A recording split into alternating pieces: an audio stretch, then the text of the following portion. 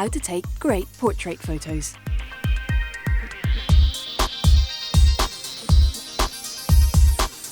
If you're a keen amateur photographer, one of the photos you'll find yourself taking the most is the portrait. Friends, loved ones, pets. If it'll sit still for long enough, the chances are you've taken a picture of it. This guide will show you all the tips and tricks to make those photos great. Step 1. Setting up. There are a couple of simple guidelines to follow when setting up your shot that make a whole lot of difference. Firstly, composition. You'll want to frame your shot so that the subject takes up most of the picture. Anything else in shot is just a distraction, so frame it out. Try to use the rule of thirds to position your subject at the intersection of one of the 3 horizontal and vertical lines. These intersections represent the spots that your eye will be most drawn to.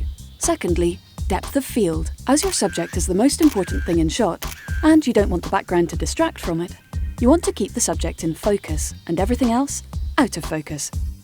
To do this, you need a short depth of field, which you can achieve easily by either moving in close to the subject or using a long focal length or a lens with a large aperture.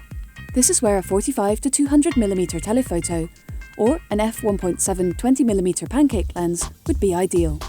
Finally, check everything's set up correctly on the live viewfinder before taking the shot. Step 2. Camera settings. Larger apertures can also help to create a short depth of field, perfect for that nicely out of focus background. So, if you set your f-stop to a larger aperture, you could consider changing your ISO setting, and you'll need to manually set the correct shutter speed. Something like ISO 100 is great for photos when you have plenty of light, but you could always jump up to something like ISO 400 if it's a dark day or indoors. Once your aperture and ISO are set, don't forget to change the shutter speed to correctly expose the shot. If you're not sure about what shutter speed to use, put the camera in aperture priority on the mode dial, and then, when you set the aperture, the shutter speed will be correctly set by the camera automatically. An interesting tip here is to play with the camera's colour, brightness and saturation settings. Bleeding out the colour, or even going to full black and white, can give a really interesting creative look to the shot. Alternatively, if you're not sure or you're in a hurry, set the camera to its intelligent auto mode. This will automatically sort out all the different settings for you, as well as focusing in on the face and sorting out any handheld camera shake. Step 3. People.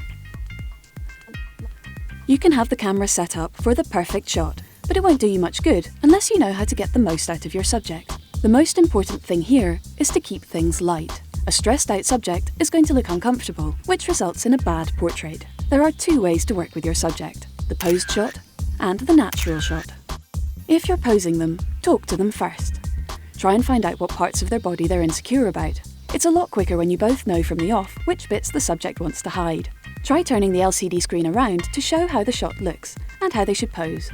If you're trying to get a natural portrait, always remember to take your time and take loads of shots. Not only will the extra time spent make the subject more relaxed and natural looking, but it will greatly increase your chances of getting a great picture. And with all portrait photos, you should think about what makes the subject unique. Are they grumpy, happy, smart, funny? Once you've worked out what makes them unique, try and capture that in the shot.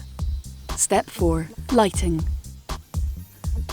The final thing you need to think about is lighting. The effect you're aiming for is to have a soft, forgiving light on their face that flatters them rather than highlighting imperfections. Remember that a perfectly flat lighting plan might look a bit boring, so keep a few shadows on the face. Experiment with the flash and the room's lights to get the right look. But if you're not happy with the results, then head outside. Natural light is always much more flattering. Just make sure that the sun is on the subject's face and not creating any nasty shadows. Good luck!